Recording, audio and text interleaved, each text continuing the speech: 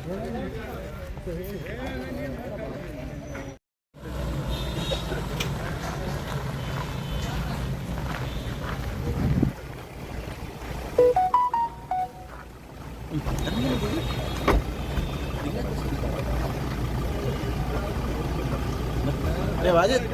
हटा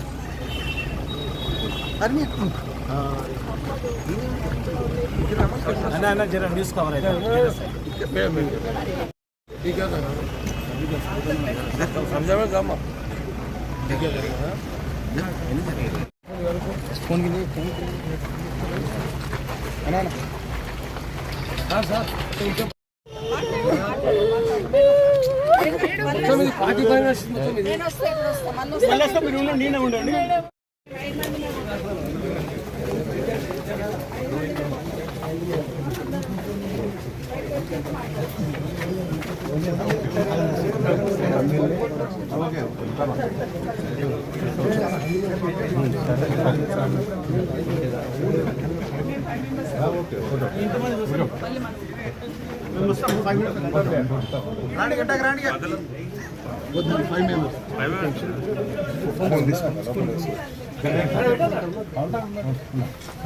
फोन తీసుకో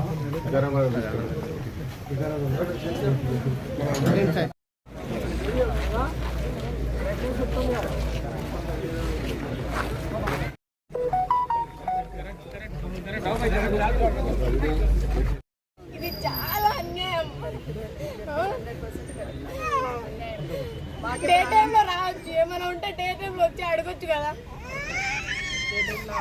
night time అంటే వాళ్ళని నక్సలెంట్ నాట్లో వచ్చి చేస్తారు. డోర్లు అంతా పల్లగొట్టిర్రు, బీర్ వాళ్ళు అంతా పల్లగొట్టిర్రు. లేడీస్ కూడా పోలీస్ కొట్టిర్రు. అది టకటక కొడుతుంది మేడం. పోలీసులు కొట్టిర్రు, లేడీస్ కూడా కొట్టిర్రు. లేడీస్ అంట అట్లా కొట్టొచ్చా? నైట్ టైం వచ్చి కొట్టొచ్చా? అట్లా చెప్పండి మ్యామ్, మీరే న్యాయం అన్యాయమే.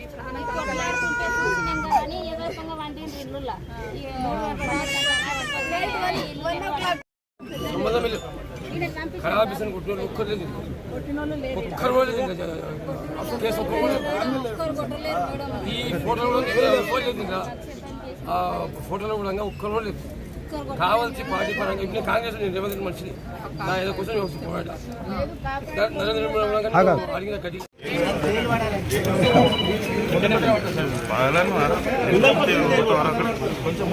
కొడంగల్లో రేవంత్ రెడ్డి గారి ఇలాకా, గౌరవ ముఖ్యమంత్రి గారి ఇలాకా, ఇక్కడ శాసనసభ్యులుగా ఉన్న రేవంత్ రెడ్డి గారి కాన్స్టిట్యున్సీలలో ఈ నియోజకవర్గంలో 3-4 గ్రామాలలో ల్యాండ్ అక్విజిషన్ చేస్తూ ఉన్నారు. ఫార్మా సిటీ కోసం అనేది ల్యాండ్ అక్విజిషన్ అనేది వింటూ ఉన్నాం. గత 6 నెలల నుండి కూడా వింటూ ఉన్నాం. గత 6 నెలల నుండి కూడా ఈ రైతులందరూ వాళ్ళ ఆవేదన వెలగక్కుతూ ఉంటే మీ మీడియా ద్వారానో పేపర్ ద్వారానో వింటూ ఉన్న సందర్భం. అయినా కూడా ముఖ్యమంత్రి వాళ్ళ ప్రతినిధి కదా, తప్పకుండా వాళ్ళకు న్యాయం చేస్తాడులే అనుకున్నాం. వాళ్ళ భూములు తీసుకుంటున్నప్పుడు వాళ్ళని కన్విన్స్ చేసి న్యాయం చేస్తాడు అనుకున్నాం. కానీ ఈరోజు లోపల చూస్తూ ఉంటే లోపల వాళ్ళ ఆవేదన, బయట వాళ్ళ కుటుంబ సభ్యుల ఆవేదన నిజంగా చాలా బాధాకరం. ఆ రోజు జరిగిన సంఘటన దురదృష్టకరం. ఎందుకంటే ప్రభుత్వం తీసుకున్న అనాలోచిత నిర్ణయం వల్ల ఇటు రైతులు ఇబ్బంది పడుతూ అధికారులను కూడా ఇబ్బంది పెట్టిన పరిస్థితి మొన్న. అది ఎవరిని కూడా ఒప్పుకోము. కానీ రైతులకు ఎవరికి చెప్పుకోవాలో అర్థం కాక ఎవరు వింటలేరే, పెడచెవిన పెడుతున్నారే, ఇంత అయినా కూడా అరణ్య రోదన అయిపోయింది మా వాదనని వాళ్ళు బాధపడుతూ మొన్న జరిగిన సంఘటన బాధపడుతున్నా. ఈరోజు లోపల ఉన్న వాళ్ళు చెప్తున్న అంశం ఏంటంటే సంబంధం లేని వాళ్ళని, అంటే ఆ రోజు ఆ సంఘటనలో పాల్గొనకపోయినా కూడా కొంతమందిని తీసుకొచ్చి లోపల పెట్టారని. పాపం ఒక ఐఐటీ చేసిన అబ్బాయి ఉన్నాడు, కాలేజీకి పోయి వచ్చి ఇంట్లో పడుకున్నాడట. ఆ అబ్బాయిని తీసుకొచ్చి వేసేసారు. విలేజ్ సెక్రటరీ రోల్ ఏముంటుందండి? విలేజ్ గ్రామాభివృద్ధిలో ఆయన భాగస్వామ్యం అయి ఉంటాడు. అయినా కూడా ఆ రోజు ఆయన గ్రామంలో లేకుండా పక్క గ్రామంలో డ్యూటీ, వీళ్ళు ప్రభుత్వం ఇచ్చిన సర్వేనే చేస్తూ ఉంటే అతన్ని కూడా తీసుకొచ్చి ఈరోజు పెట్టడం జరిగింది. దాదాపుగా 55 మందిని తీసుకొచ్చి 21 మందిని పంపించినామని పొద్దున పోలీస్ అధికారులు మీడియాలో చెప్తుంటే విన్నాను నేను. 21 మందిని పంపించినామని. మరి 55 మందిని పట్టుకొచ్చి దాంట్లో ఫిల్టర్ చేసి, అంటే కాంగ్రెస్ పార్టీకి సంబంధించిన నాయకులను వాళ్ళందరినీ కూడా పక్కన పెట్టేసి ఓన్లీ బీఆర్ఎస్ సంబంధించిన వాళ్ళని మాత్రమే లోపల పెట్టడం అంటే వాళ్ళను బాగా హింసించి పోలీస్ స్టేషన్లో వాళ్ళకి దెబ్బలు చూపిస్తున్నారు.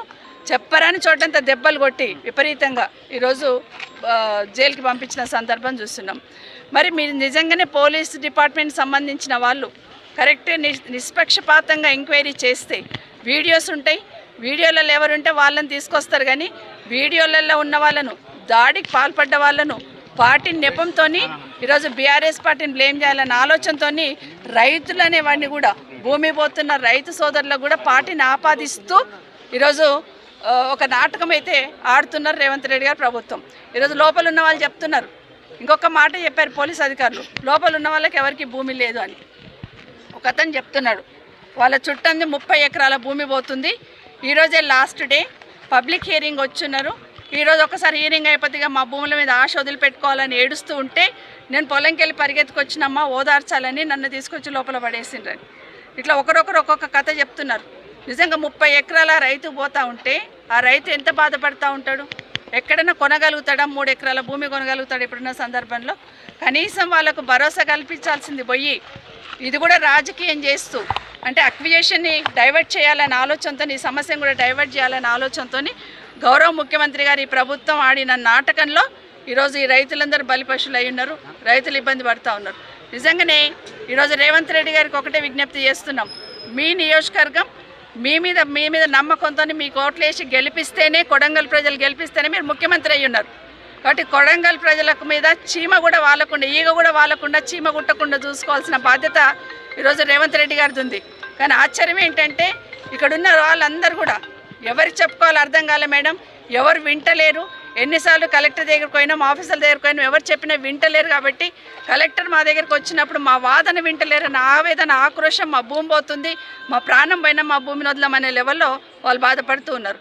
ఒకటే అడుగుతున్నా నేరుగా గౌరవ ముఖ్యమంత్రి గారికి, ఈరోజు ఫార్మా పెట్టాలని మీరు ఆలోచిస్తున్నారు కదా, మరి గతంలోనే కేసీఆర్ గారు ఫార్మా కోసం 15,000 ఎకరాలు అక్వైర్ చేస్తున్నారు కదా, మరి అక్కడ ఉన్న వాళ్ళకి ప్రజలందరికీ అక్కడ ఏం చెప్పారు మీరు ఎలక్షన్ కన్నా ముందు?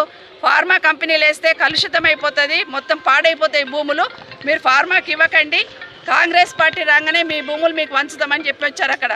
మరి ఇక్కడేమో ఈరోజు రాష్ట్ర వ్యాప్తంగా